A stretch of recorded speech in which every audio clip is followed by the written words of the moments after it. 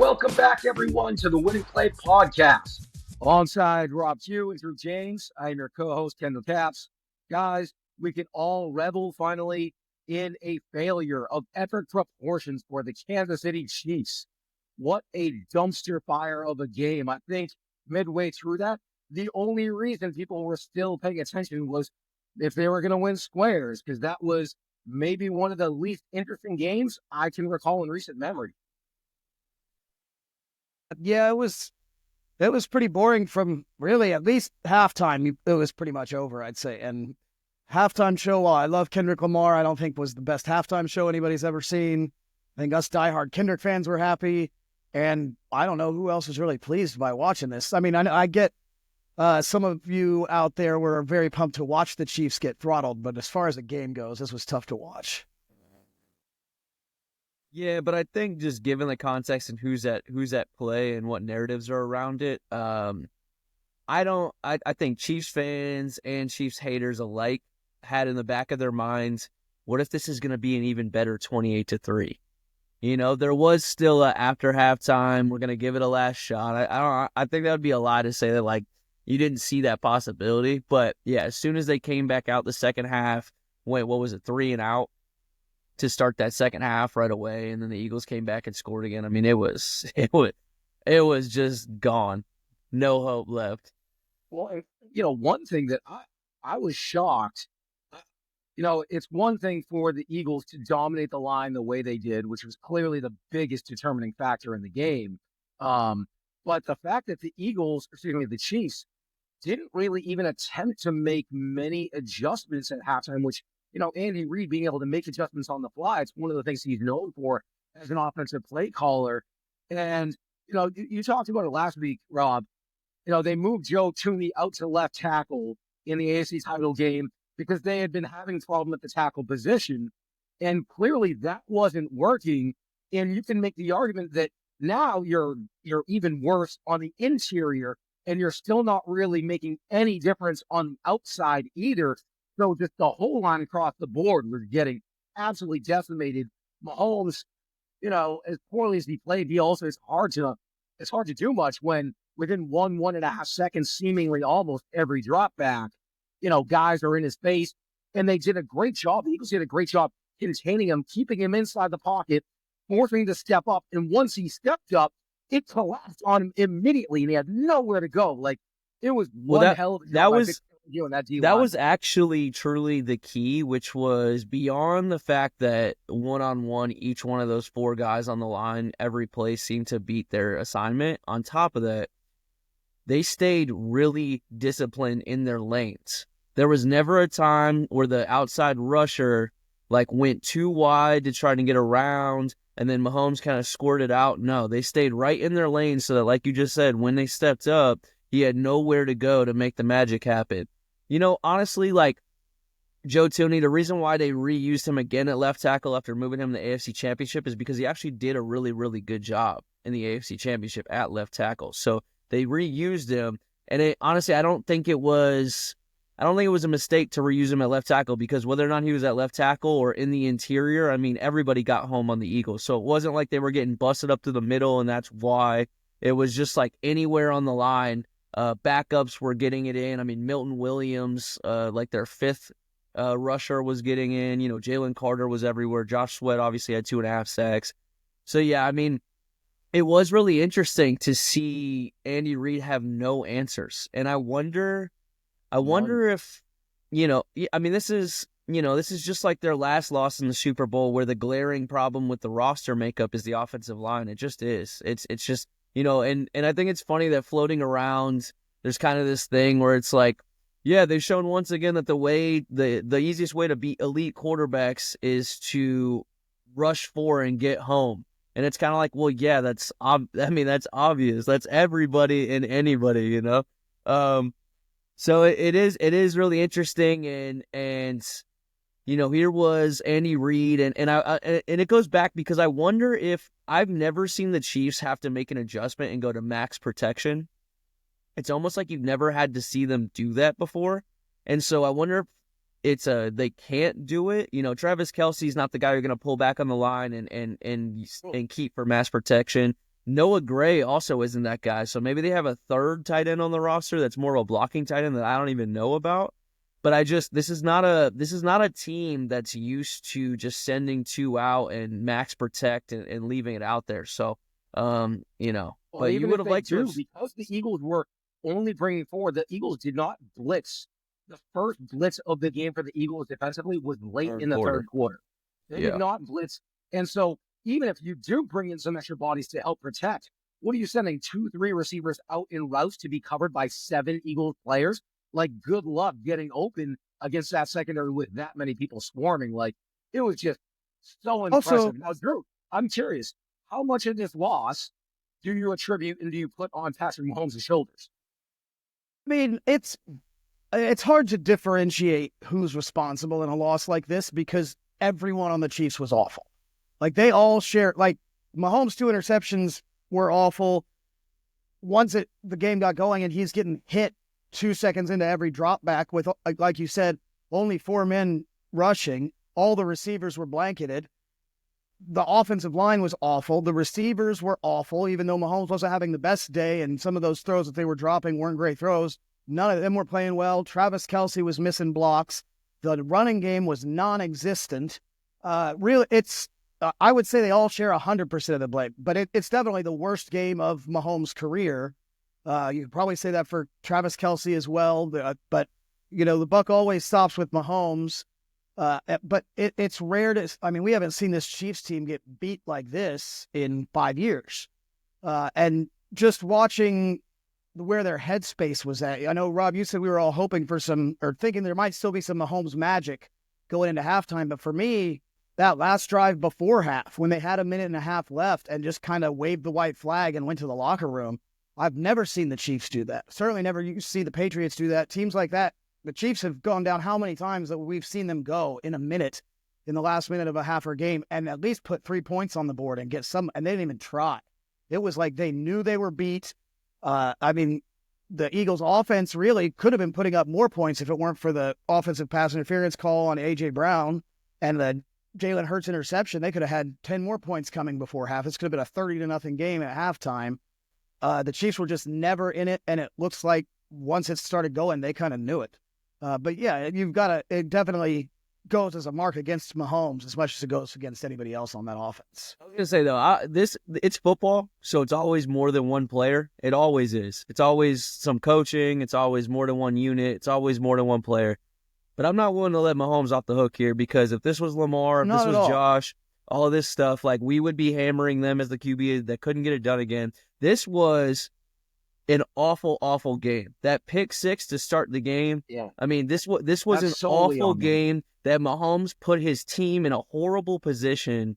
And on top of that, you also look at the sideline. That wasn't to start the game. They're already down 10 when that happened. But I mean, nothing. 10-0's Mahomes nothing. Has won 85% of his starts when he trails by 10 points. Yeah, so 10-0 is nothing. Knowing they get ball in the second half, like, they're still in the game. They don't feel like they're out of it in that spot. Then he rolls out. He finally has time and throws another one. Cooper DeJean and throws the pick 6. They get the ball back. He gets hit. He throws another pick at their own 10-yard line. Suddenly you're down 24-0 after a couple of and this was exactly where, like, when in the first half of this season, where I was totally on board with they won't keep getting away with this, and if this is the Chiefs team that shows up in the playoffs, they're gonna get rocked. It happened later than you would think, and it also they strung together so many of these impossible victories throughout the season that I kind of like strayed away from this over time after it was like 10 weeks in a row of they can't keep getting away with it. You stop thinking that's even going to happen. But here's the thing is, he was beaten mentally before the game was even out of hand. Like, he was not rah on the sidelines. Everybody was broken. Everybody was everybody's dropping to their knees. Like, they were all just they were checked out beforehand when the tush push worked and Chris Jones is like sitting there getting his neck rubbed instead of like trying to get back in the thing. I mean, everybody was beat, and it was this team that they go through adversity at the end of the game and pull out, but they just have never had a game-long session of adversity, honestly, just an honest ass whooping. and they were just not anywhere near mentally prepared for it. And Rob, you bring up a really good point, because coming into this game, much of the conversation around, the water cooler for people is, if Mahomes wins again and he passes three-peat, he wins his fourth, he will have been to 5 and 7 years as a starting quarterback, 5 of the last 6. Like, where is he, compared to Brady, right? And a lot of people, and it's like you said, a lot of Chiefs fans, I know Nick Wright on First Things First on Monday afternoon talked about at halftime, he was thinking to himself, hey, would 24-0 actually be better than 28-3? So Chiefs fans still had that in their mind. But one major difference, when the Pats were down 28-3, despite how poorly Brady was playing, Brady also threw a pick 6 in that game that put him in the hole. What did we see from Brady on the sideline? Despite it being on him, he was still getting in his guys' faces all game long. You've heard him vocal. There's footage. We've all watched it for years now of him getting into his guys, making them believe, letting them know we can still do this. I didn't see that from Mahomes or anyone, but Mahomes is the leader of the team. He is the alpha of the team. And like you said, he just looked broken and defeated way earlier than I felt like I ever thought I would see that from that guy. Yeah, and I'm not trying to take any blame away from Mahomes. Like, if Mahomes is going to get all the credit when they pull off these games, even though the defense is keeping him in it, he definitely needs to get his lion's share of the blame here. That second interception, I think about 2 minutes left in the first half when they still had it. They could have scored there and got the ball back at half and scored again. It's a 3-point game. And then they even got another chance down, 24-0, where it's like, okay, just put some points up, and if you get 10 coming out of half, it's back to something. But they completely looked out of it. The only thing I'm saying with that is that there's no one on it. It was not a game where if Mahomes had a great game, they were going to win. Everyone on that team had an awful game.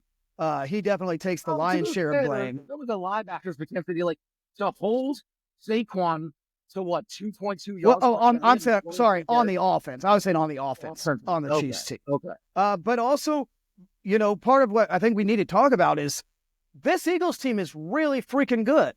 And we underestimated them all year because of Jalen Hurts. But, Kendall, you talked about not making adjustments. It's hard to make adjustments for all their guys are better than all of our guys problem, which seemed to be the case. Other than the Chiefs' defensive line, maybe. Like, the Eagles owned every single positional matchup in this game. And then Jalen Hurts again comes through in the clutch, turning into Mr. Clutch to his best 2 games of his career in Super Bowls. You got to give the Eagles credit here where, they came out and whooped a team that was 15-1 and then won 2 playoff games. So 17-1, basically, when the starters are playing. This Eagles team hasn't had a loss with Jalen Hurts at quarterback since they lost to some team in Tampa week 4. Like, they've been rolling. The offensive line is one of the best offensive lines we've ever seen. And if you were to tell me the Eagles were going to completely annihilate the Chiefs in this game and Saquon Barkley wasn't going to do anything, I would have laughed at you up and down the street. And for me, the one thing of this week was if the Eagles win, at least I could see Saquon win a Super Bowl because I love Saquon. He didn't even do anything. No touchdowns. I think he averaged 2 yards a carry, and they still whooped him. And it just goes to show how deep the Eagles receivers were just owning the vaunted Chiefs secondary. The defensive line, the defensive backs, everything on the Eagles looks like it's a step above everybody else in the league. And as long as Jalen Hurts comes out and plays like he's playing, they could be back here next year. Well, yeah, and that begs the question. So Saquon, actually, after the game, I haven't seen the video, but I heard that he was already talking about a 3-peat, which is interesting because you got to win a second before you can have a 3-peat. That's not interesting. That's stupid. But yeah, go ahead. But that's real dumb. At the very least, it certainly begs the question, knowing the youth of this team, especially on the defensive side of the ball, when they draft guys like Cooper DeJean and Zach Bond, and these guys came out of nowhere and had unbelievable years, along with some of the other really, really fantastic players.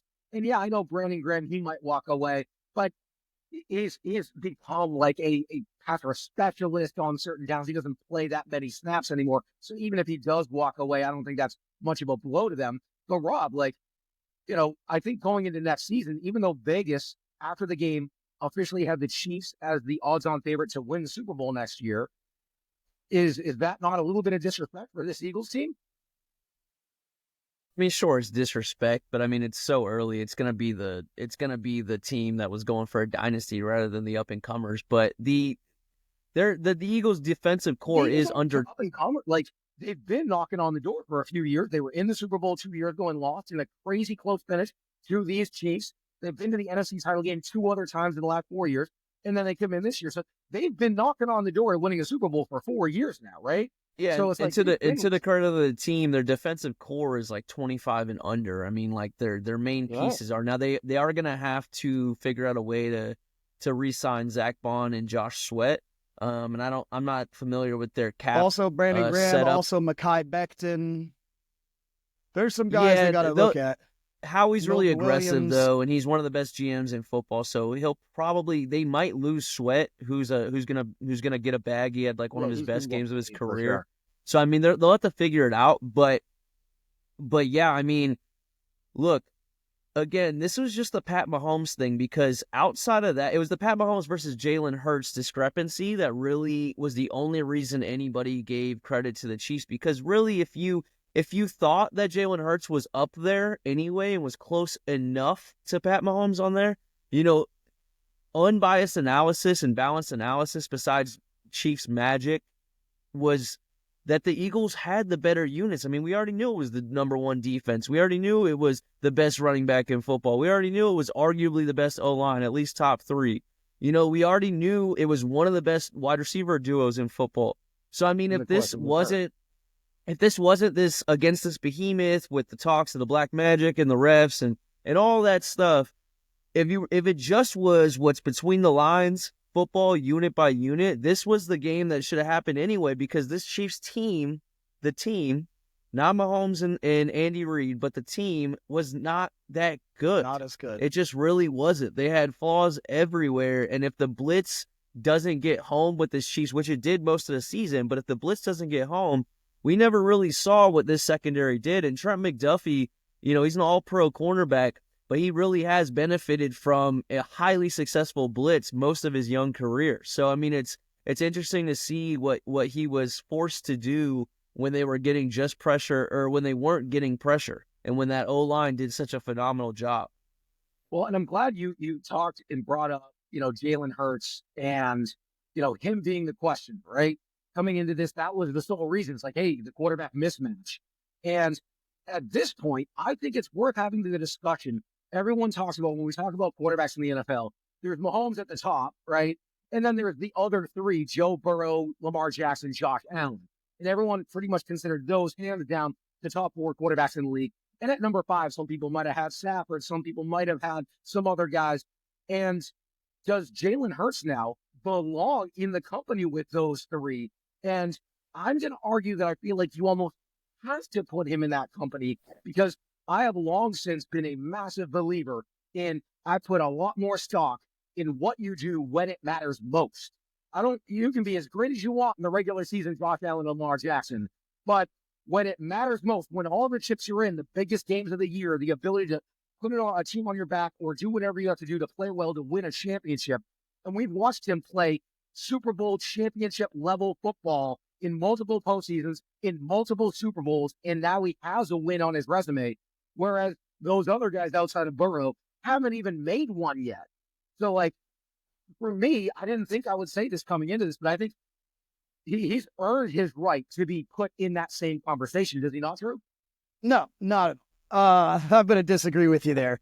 And I do like Jalen Hurts. I think, before I go into the rankings, I think something that we always give Mahomes the credit for lately that we're seeing with Hurts is, during the regular season, Mahomes kind of saves himself. And once the playoffs starts, his legs become a much bigger problem.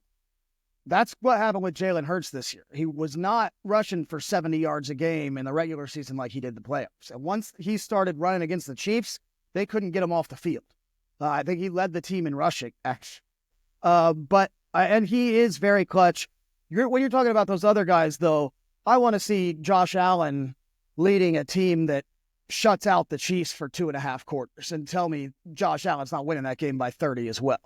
I'm like, you're still talking about those other 3 guys. Well, they haven't been to a Super Bowl. Well, Jalen Hurts doesn't have to play in the AFC and go through Joe Burrow, Patrick Mahomes, Josh Allen, and Lamar Jackson, or 3 of the 4. Who are the other quarterbacks he's having to beat just to get to the Super Bowl? And again, none of those guys are playing with the best defense, the best offensive line, and the best running back game in the league with 2 superstar wide receivers to catch passes.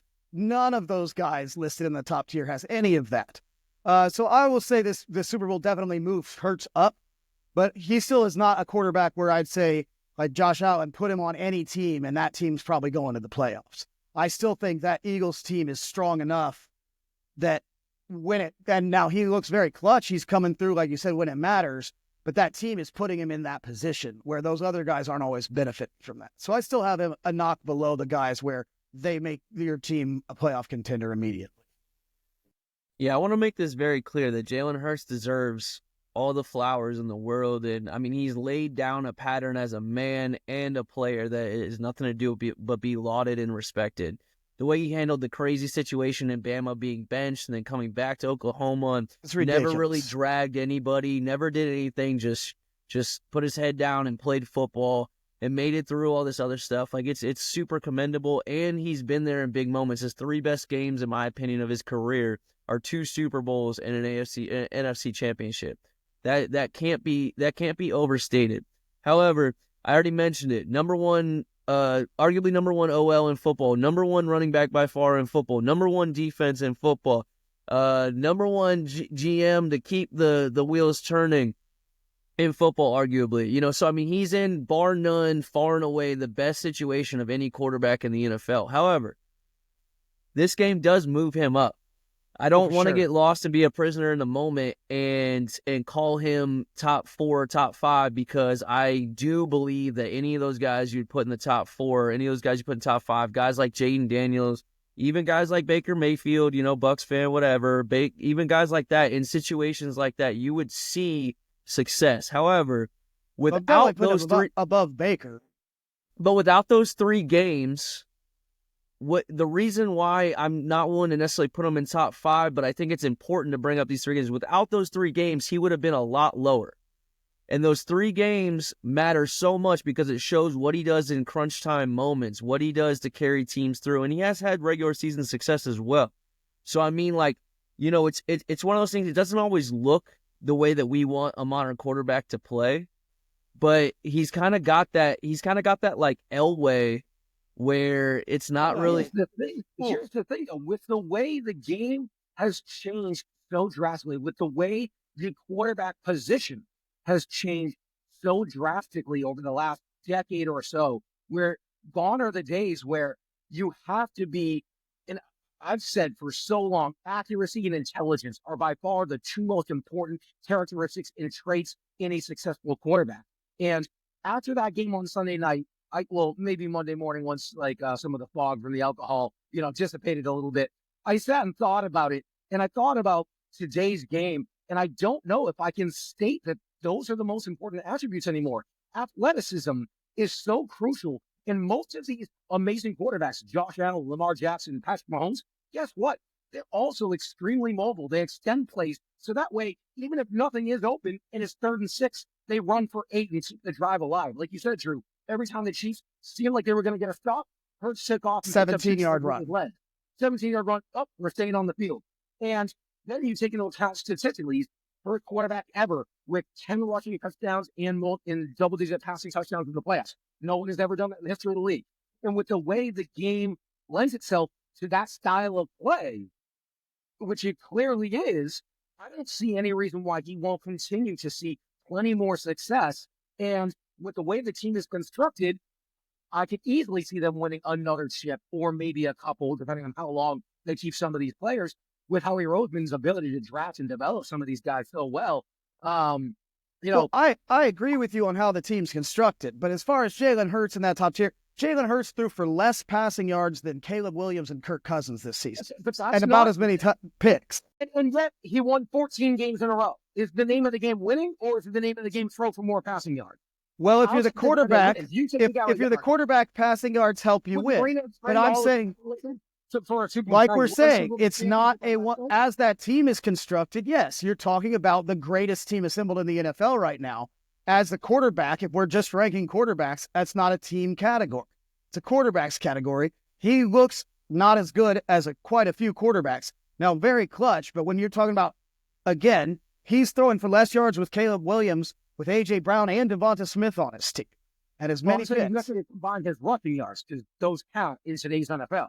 When you're running for 70 yards in the Super Bowl, that counts. So he had 295 total yards in my book in that game because he ran for 75. But Kendall, this year, let's talk about this year. If you want to add though, and you want to make a global argument for not only what he does in the clutch, but wins and how it looks different or whatever. There was another QB that's athletic and that had pieces around him, 9 Pro Bowlers and a 2,000-yard rusher, and it was Lamar Jackson, who's a multi-time MVP, and he made it look way different than Jalen Hurts. There was a lot more on his shoulders. Like, the reason why I'm not willing to put him in that tier with those guys. Well, hold on. Lamar threw for the reason why I'm not willing to put it in the tier with those guys, because we're talking about guys that are capable of putting up not only a single MVP level year, but multiple. Even Joe Burrow, who wasn't in the conversation because of the losses, we're talking about guys that are able to consistently do that. Jalen Hurts this year had a phenomenal year, lots of wins, and he showed up when it mattered. He also had one of the greatest overall team situations that I may have ever seen. You know, I mean, and let's not forget, if the Chiefs defense wasn't dominating this game, Jalen Hurts did not come out looking great. He fired an interception on his second drive as well. He started playing well once they were up 10, 17 points, and you started getting some big throws. But it wasn't like Jalen Hurts brought them back in the fourth quarter to win the Super Bowl. But again, I mean, it's worth talking about because Jalen Hurts, regardless of where he's at now in your different ones, whether you put him in the tier 1 or tier 2, he was and has been disrespected as far as where he lies and what he's done.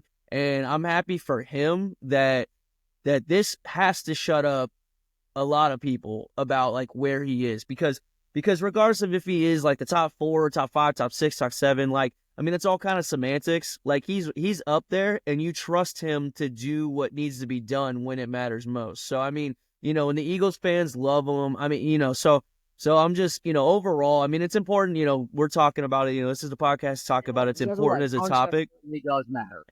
But it is like, you know, I see him as that tier 2 right below, but of the tier 2 guys, he's the most proven. Right? Because in tier 2, we're talking about guys like what? Jared Goff, Baker Mayfield, Jalen Hurts. We're talking about Matt Stafford. We're talking about guys like that. Maybe you trust Matt Stafford, but besides of the rest of those guys, Jaden Daniels, of the rest of those guys, Jalen Hurts has accomplished and shown that he can show up in big moments. And so far, it's never been him that is the reason why they haven't made it.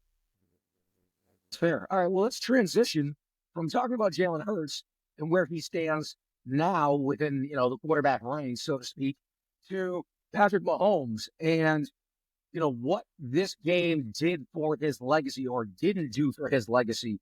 Drew, I'm dying to hear because I haven't really talked to you about this much since the game. Where exactly do you think this, you know, obviously he's still in the conversation. I think clearly the GOAT talk is probably on ice for a little bit for most people. But how much did this performance hurt his chances?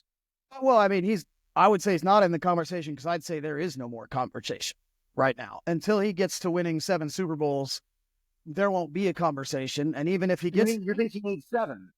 I think he needs at least 7. He lost to Brady in the AFC title game and the Super Bowl, and he's been blown out in 2 Super Bowls, whereas Brady lost 3, where all 3 walked off the field ahead, pretty much. I mean, barring a couple plays.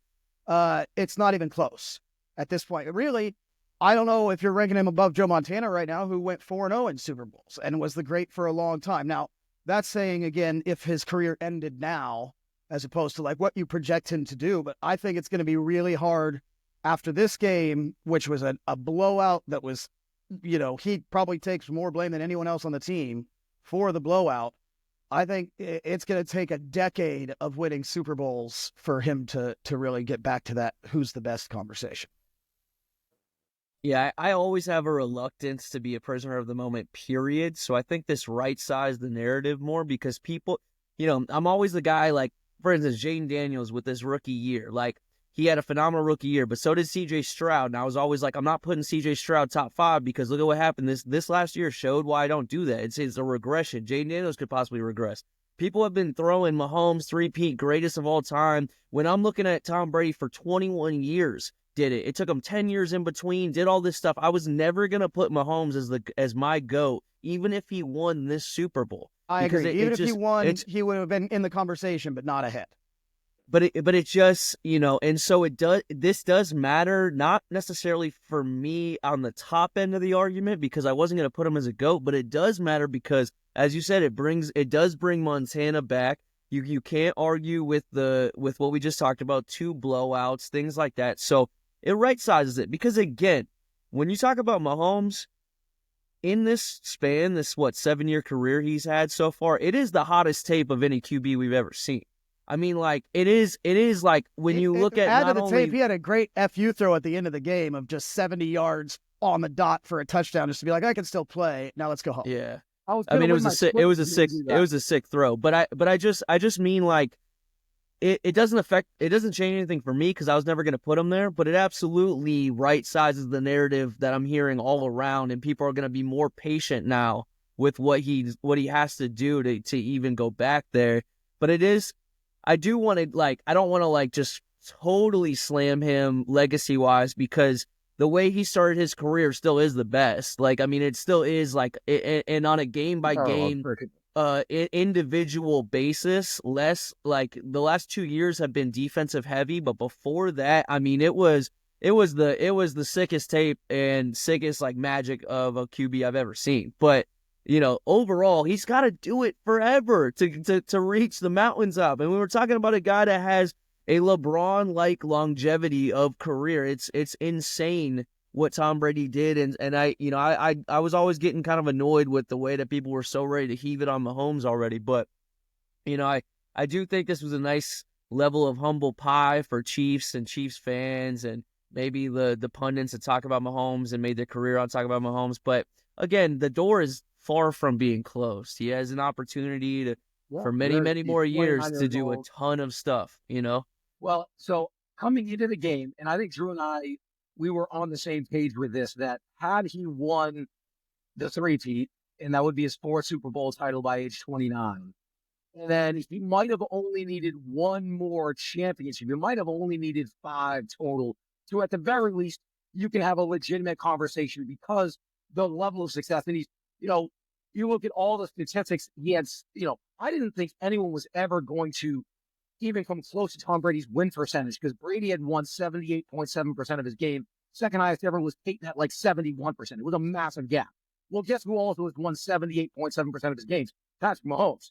And it's like tip for tat, like everything down the board. You're like, oh, he's doing all those things, except that's how he started his career. Is unreal. So if he did complete a three-peat, which Brady failed and everyone else has ever failed to do, and then also got another one, and he had 5 rings, 6 appearances in, let's say, 8 or 9 years, like that, you can make that case.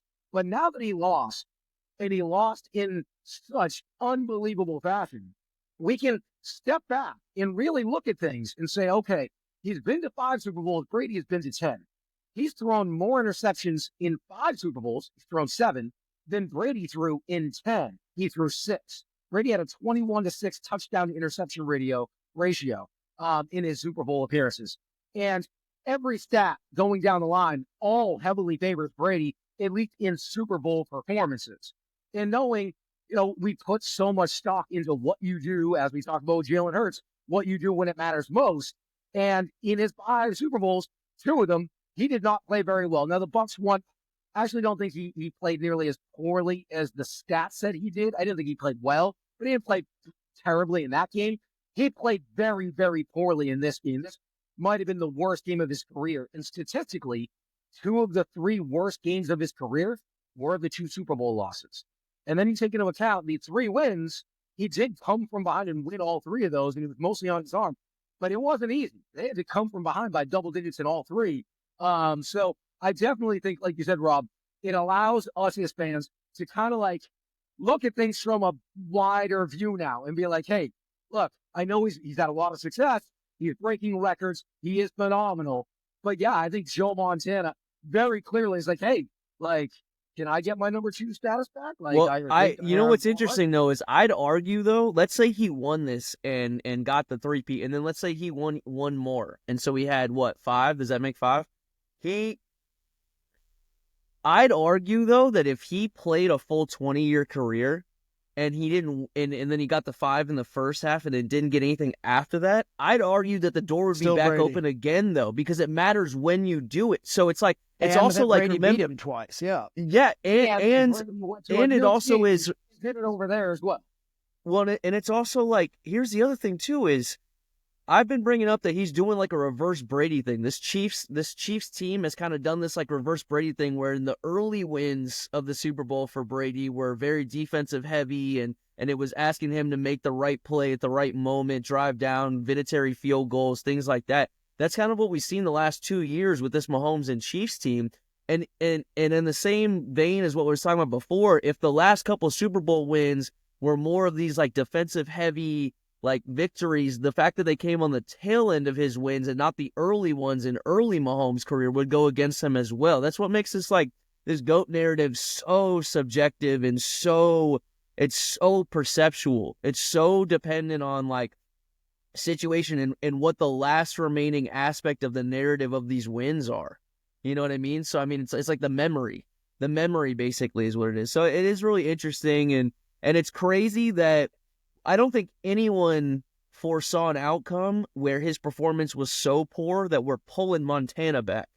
Like I don't know if anyone foresaw that. Yeah. No, you're right. And I think Montana, here's the thing, like at this point, Mahomes has played 7 years. Montana wasn't in the league all that long. I think he played 12 years in the league. And it helped him. And won a couple early in his career and then won a couple late in his career, or at least in the middle of his career. He played 16 seasons. He played 16 seasons, really? I thought. Remember, he played 4. He played what, 2 seasons on the Chiefs there, because he played till 94. Yeah, which he took him to the AFC title game, I think, with the Chiefs. That was like the last bit of success he ever had. I think they lost to the Bills in one of the AFC title games. It might have been a divisional round game. I know. Yeah, I think divisional, because I think the Dolphins beat him in the divisional. Yeah, that was probably one of the years, because he took him to the playoffs a couple times. I think if you go undefeated in any championship and in professional sports, people forget about the rest of your career. They did it with Michael Jordan too. So like the whole thing is though, is if you have losses on there though, and people know you paid, I think it matters. I do think it matters. I think Montana going 4-0, that's what people think of Joe Cool. They don't think about a 16-year career. They think about the 4 times he made it, he won. Same with Jordan. They think about the 6 times he made it, he won, let alone the rest of his career. But I do think, because if you're looking at like someone like LeBron who has some losses in the finals and stuff like that, I mean, they are hammering him for his whole career, as opposed to the times he made it to the finals and versus the ones he did it. So I mean, it is interesting, like how perceptual and how subjective these narratives are, man. And that's what makes it's fascinating. And that's a good way to transition into looking forward. Like, one, Travis Kelce, there were rumors coming out of the game. Like, is he going to walk away? He needs to. He's got to. After that game, missing blocks left and right, dropping passes, can't get open. It's time for Travis Kelce to roll off into the sunset. Of his least productive season since the beginning of his career. Now, he still had a couple games where he popped off, but he's clearly on the backside of his career, and he's not nearly as productive and can't just beat any given linebacker when he wants, and 2 linebackers half the time the way he used to. Well, so, and I can't get into his head. I can't get into his head, so I won't say I'm confident on whatever he's thinking, but I will say what I am confident on is if he does come back, it won't be with this contract. He's a $19 million hit next year, and he's not a $19 million player anymore. And if they cut him, or not that they would cut him because it's disrespectful, but if they cut him, he'd only count $2 million towards it. So we're talking about $17 million for a roster that definitely needs some pieces. So if he comes back, it'll obviously be on a restructured deal, and that matters. So I personally would say he's not coming back, but maybe the shame or the motivation of such a butt whooping in the Super Bowl would push it over, but he definitely will not be coming back on that contract. I mean, the Chiefs need to be restocking. I mean, yeah, now they should be getting Rashee Rice back, which is going to help. considerably next year because you're looking at this Chiefs offense and where are the weapons? Xavier Worthy's a rookie, but he looks like a guy you want. Yeah. Hollywood Brown has been a guy for years I've been saying is not a legit wide receiver threat in the NFL. He's fast. He's too small. Doesn't look as fast anymore. Now that he's back, completely disappeared. DeAndre Hopkins looks completely done. Travis Kelce looks completely done. Neither of the Chiefs running backs looks any good. Now, it is hard, but when you've got an offensive line that's not performing well, but Kareem Hunt is on the back end of his career, and Isaiah Pacheco is a guy who we didn't really have him as a top running back. And then he kind of, on that Chiefs offense, made his way in. Again, coming back from injury, there's a lot of holes in this Chiefs offense that start with the offensive line. Right. That's the starting point. Right? I don't actually think there's a lot of holes, actually. I'm going to push back on that. I really don't. I think the glaring hole is the offensive line. But I think Worthy showed enough, like good rookie wide receivers do, where they kind of comes on in the second half of their rookie year. Wide receivers are a really hard position mentally for college players, and the good ones show up in the second half of their rookie season often. So, I mean, he did that, and I think as a wide receiver too, because Rashee Rice is going to be the crosser, the intermediate guy, the A-dot yards after catch guy in that offense. They're going to have him be the wide receiver one. Worthy on the outside, moving him around to be more of a deep threat. I think Hollywood Brown, although he's never good enough to be a wide receiver one, I think he could be a wide receiver 3. So I'm not really super concerned about their weapons from that standpoint. Well, but part of that is losing your number one weapon, which is Travis Kelce. They have always had that security blanket that was definitely missing this year. And that's very real because we're going to have to see how Mahomes navigates without that guy that is, bar none, the most on his level mentally and always on the same page in the security valve always at all times. So, I mean, that is a real thing. But I do think once you get the O-line handled, Pacheco, he looked bad in the playoffs, but that's because he came back from a broken leg. So, I mean, he really wasn't ever going to be the same guy. Kareem Hunt's washed, So, I mean, I do think maybe they could address the running back position. I wouldn't be super concerned about their passing options, though. I mean, Noah Gray is a pass-catching tight end. I do think that they have enough on that end with Pat. They do got to worry about some pieces of their defense. I think they got to re-sign Nick Bolton, their linebacker. Because he's a great player. I wouldn't say that they got a ton of holes though. I do think the offensive line, just like in the Bucs Super Bowl, what they do that next offseason, they went and tried to add tackles. So I mean, I think you're gonna see a similar mode of operation there. But the Chiefs are gonna be right back in it. I don't know. I wouldn't put them as the favorite to win, but I'd say they're gonna be right back in it next year. Well, and that's once again, you're hitting on all the segue points, Rob. Nice job this show. That's a great segue to, let's look forward to next year. I'm curious, each of your thoughts on if you had to project, who do you think is in the Super Bowl next year? Drew, who you got? Well, coming in hot there. I'm going to take the Eagles to get back there just because that team looks head and shoulders above everybody else at this point, and I don't see them getting a lot worse on the NFC side. On the AFC side, that's a tough. I think this loss is going to hurt the Chiefs' mystique the most. Now, they can come back and retool on the offensive line. They're still going to be in the conversation there. But I think gone is that veneer of oh my God, they're going to win every game no matter what happens. And I think that opens it up for other teams in the AFC. So, I don't know, way too early Super Bowl projections. I'll go Ravens Eagles next year.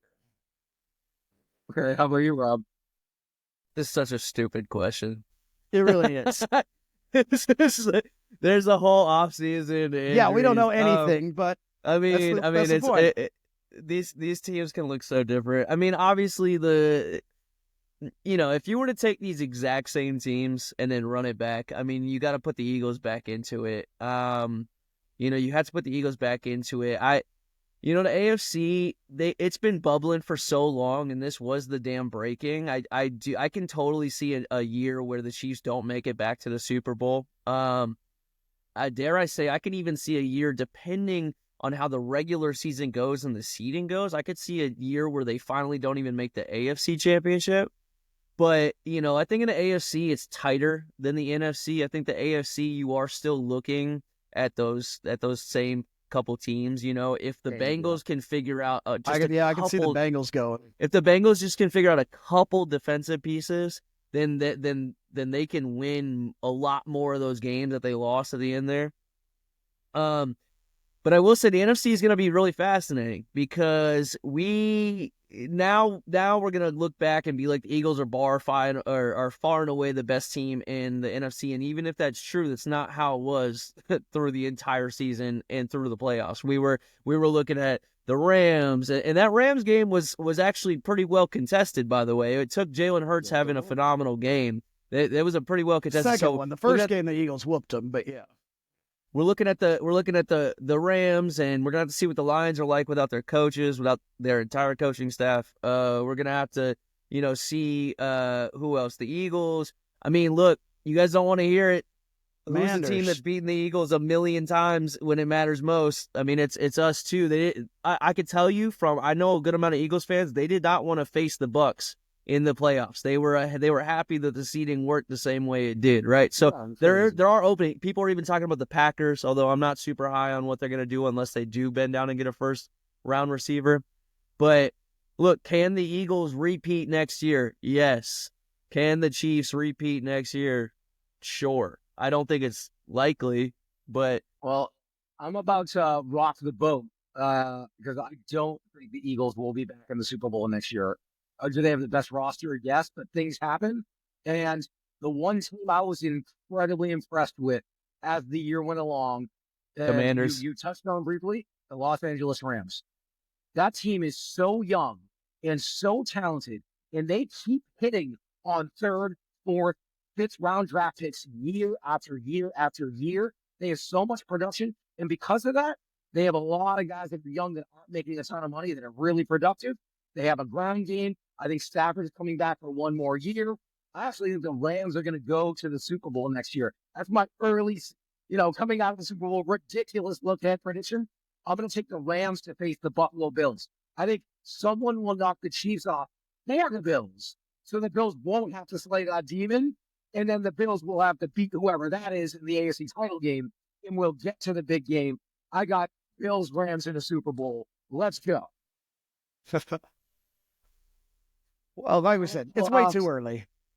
Yes, of course. But it's always fun to just look ahead. So, all right, guys, since we're going to be taking a little bit of a break and we're going to transition a little bit to basketball when we come back, we'll be post All-Star game heading down the stretch here with the regular season. We're going to touch on fantasy basketball as well as real life and in diagnosing, everything that's going on. And as a little bit of a snippet, we obviously, anybody that is in tune with the NBA is fully aware of the trade with Luka going to Los Angeles, AD going to Dallas, immediately getting injured and is now done for possibly the rest of the season. Tanking my fantasy team. I traded for Anthony Davis an hour and a half before he got injured. And then DeAndre Ayton got injured that same night. Like, fuck my life. So my team is done in fantasy. Nevertheless, Luka looks pretty damn good alongside, his Lakers teammates, and they looked really, really good offensively last night. Drew, I know you're hyped about it. I mean, I'm a Lakers. I'm upset that the Mark Williams trade didn't work out. I'm relieved if he is really going to be injured for his whole career that it didn't. But the idea of him being healthy on our team really had me hyped. But it's so fun just watching them on the court together last night, and then watching the way Redick kind of staggered the minutes where they played together at first, and then for the rest of the game, while there was a game, they had either LeBron or Luka on the court. It's a fun season to watch for Laker fans. I don't know if it puts us with the ability to beat Denver yet, who I think is our biggest nemesis, but it's going to be a fun season for us in LA for sure. There's a final puzzle piece here, and it's getting a body at center. I mean, they don't need an all-star at center. They need a guy that they can put up against Jackson Hayes looking like an all-star last night.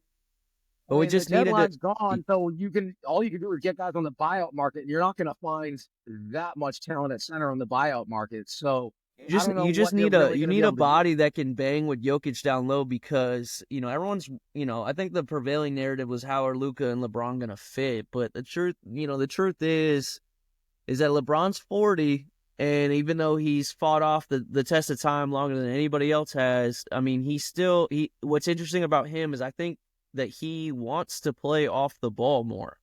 So I do think that it's gonna fit way more than people maybe realize, or at least are willing to talk about with LeBron. It'll extend the end of his career right here too, where Luka can take the brunt of the offense once he gets comfortable with everybody and play in. And it's crazy, man, when you got both of them playing on the wing and the defenders are looking at that, because you can't key on anybody, like literally anybody, because it's not even that these guys are scorers, they're facilitators. So if you got two facilitators / scorers, I mean, you can't. There's 0 people you can key on. And what's crazy is if you're a guy like Gabe Vincent, man, it's like you better step up this year, the next year, because there will never be a better opportunity to be a role-playing shooter, or Austin Reeves, or the newly returning Dalton Connect. And that's what's crazy too, is in the little bit that you got to see LeBron, Luka, and Austin Reeves on the floor. Dang, man. Dang, it is. Yeah, but the only question is, are they going to be able to defend good offensive ball clubs? Because at the end of the day, you usually got to make stops in the playoffs. I will say their defense the last 2 months has looked really good, even when Anthony Davis has been out. The problem is his center, but the wings have been defending really well with Dorian Finney-Smith and Jared Vanderbilt have really stepped this Lakers defense up. It's not going to be a defensive-minded team, but it's also a team that might score 130 any night. But that's what I mean. So they're going to put a lot of pressure.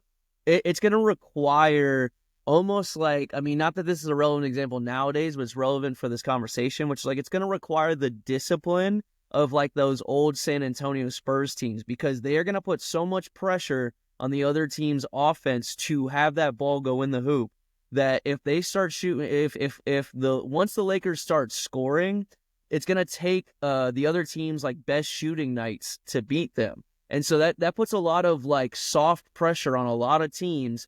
And so sure, like teams that are shooting lights out in any given night can compete with that offensive firepower, but it's going to put a lot of pressure on them, because if they're not having their best shooting night, then they're going to get shot out the building. So I mean, it's one of these things where it's like, I remember there were a couple of series, it's brand new, so everyone's rusty, they're getting used to playing with each other. There were a couple of series that were so fun to watch, man, because they must have passed it like 6 times in one set. I mean, it was so fun. The ball was just bing, bing, bing, bing, bing, bing, like when they were firing, man. I really hope that that's just more to come that way. Oh, that would not, I would not enjoy that at all. As our Celtics fan, I just want to get to the postseason. Let's get the real season started. We beat the Cavs again, handily on the road. We're 2-1 against the Cavs. So I still think we're the favorites to come out of the East. But maybe we're looking at another LA-Boston final. It'll be a lot of fun. All right, well, that'll be another discussion for another time. For Robb Hue and through James, I'm Kendall Capps. We will talk to you guys soon.